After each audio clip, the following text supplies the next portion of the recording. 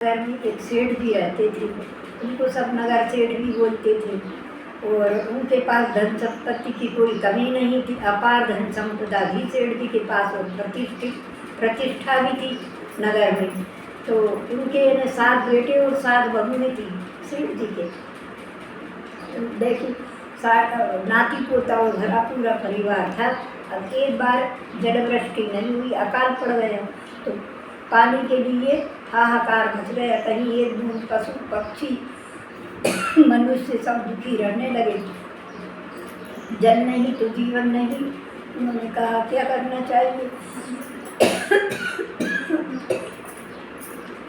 तो उन्होंने सेठानी ने कहा कि भगवान ने अपने को धन संपदा दी है तो कुछ परोपकार ही करना चाहिए कि सबको जल मिले और अपनी कीर्ति बढ़ेगी, यश मिलेगा और जीव जंतु को, पशु पक्षियों को पानी मिलेगा मनुष्यों को तो आशीष मिलेगी जिससे अपन फलीभूत होंगे। तो उन्होंने कहा क्या करना चाहिए कि तालाब खुदवाओ।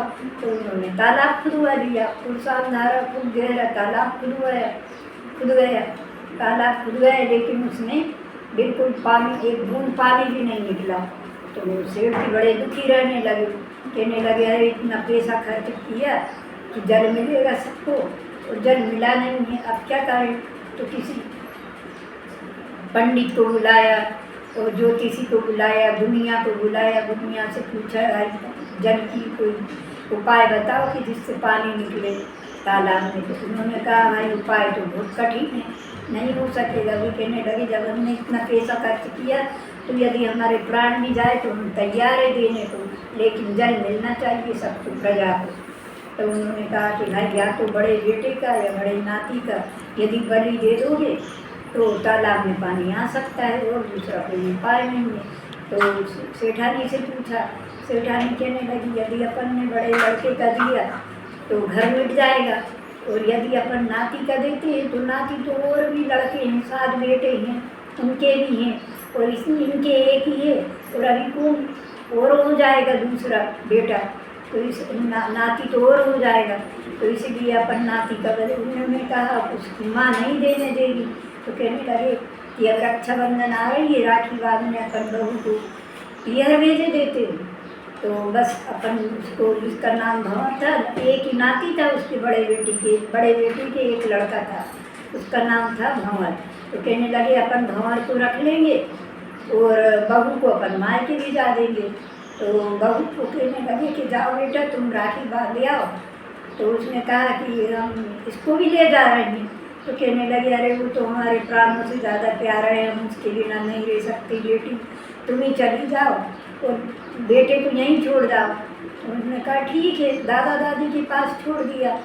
अब जैसे अब वो चली गई तो बस इन्होंने क्या किया कि जैसे उन्होंने मुहूर्त पूछा दुनिया से, तो उन्होंने कहा कि 10वीं का मुहूर्त है, भादोवदी 10वीं का मुहूर्त है, उसी दिन तुम्हें बलि देना है। तो लड़के को खूब तैयार कर लिया, बाजे बजने लगे और पूजन की थाली सजा के नए कपड़ा पहना के उस नाती को ले गए।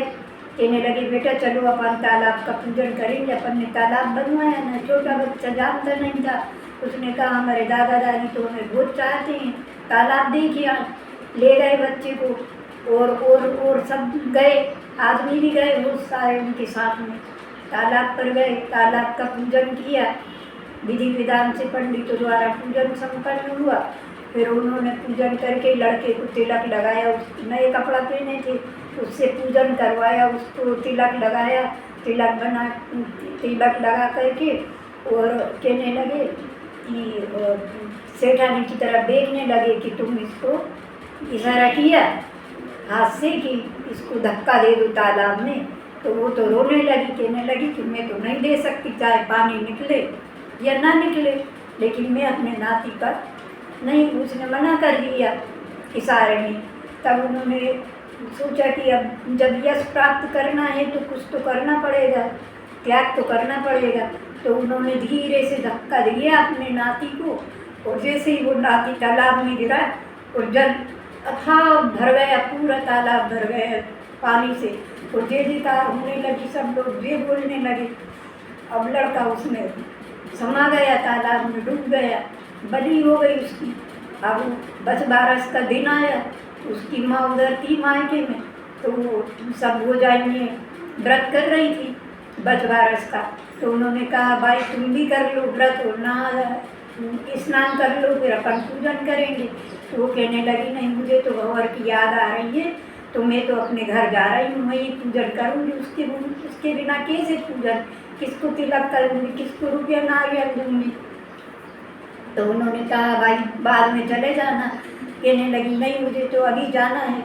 वो बस उसने नए कपड़े भी नहीं पहने, बाल भी नहीं संवारे, वो बस चिल्लाती चिल्लाती और ऐसी ही दौड़ लगा दी और चली जा रही है। कांटे लग रहे, कांच गड़ रहे रास्ते में। अरे भंवर तुम कहाँ हो, तुम कहाँ हो। पहुँची तो जैसे ही गाँव में पहुँची, सब लोग उसको देख के चुपचाप ले गए, किसी ने कुछ कहा नहीं। घर पे पहुँची तो सब देरानी जेठानी थी, तो वो आपस में कुछ नहीं बोली। उन्होंने कहा कि मेरा लड़का कहाँ है, भंवर तो दिख नहीं रहा। उन्होंने कहा अभी खेलने गया है, आ जाएगा, आप बैठो, मतलब आराम से बैठ जाओ, फिर अपन पूजन करेंगे। तो कहने लगी अरे भंवर के बिना कैसी पूजन, में तो भंवर के बिना पूजन कर ही नहीं सकती, चाहे कुछ भी होगा। दादी से पूछने लगी कि माँ ये बताओ कि भंवर कहाँ गया। कहने लगी बेटी यहीं गया है खेलने, तो आ जाएगा। तो वो कहने लगी कि ठीक है। उसने जाके 3 बार आवाज़ लगाई और कहा है 10 बारस, द्वादशी मैया 10 बारस, मतलब आज तुम में सब तो हमारा पता नहीं, हमारा बेटा कहाँ गया है खेलने, कितनी दूर है, उसको भिजा दो। तो 10 बारस मैया ने बोला कि बेटी तुम बड़ी भाग्यवान हो, लड़की की तो हमने बलि दे दिया, हम बहुत पापी हैं, हमने अपने यश प्राप्त करने के लिए कि कीर्ति बढ़ेगी और सबको जन्म मिलेगा, तो इसलिए हमने इसको बलि दे दी थी तालाब में। लेकिन तुम तो बड़ी भाग्यवान हो कि तुम्हारे बाप से लड़का जीवित हो गया बेटी। तो वो पैर पर, मतलब वो हाथ जोड़ने लगी और बहू कहने लगी माँ उल्टी गंगा मत बहाओ, हमारे भाग्य में था तो आ गया। फिर उसने दोनों सास बहू ने और सब देरानी जेठानी सब ने मिलके ली और द्वादशी का 10 बारस का गाय माता का पूजन किया। तो पूजन करने के बाद फिर अपने सब अपनी व्यवस्था से रहने लगी प्रेम भाव से, और उनको जन्म मिल गया। तो उनकी जय जयकार हो गई पूरे नगर में कि अरे देखो जन्म मिल गया। भगवान जैसी द्वादशी मैया उनको टूटवान में ऐसी सब कुछ कर पाते।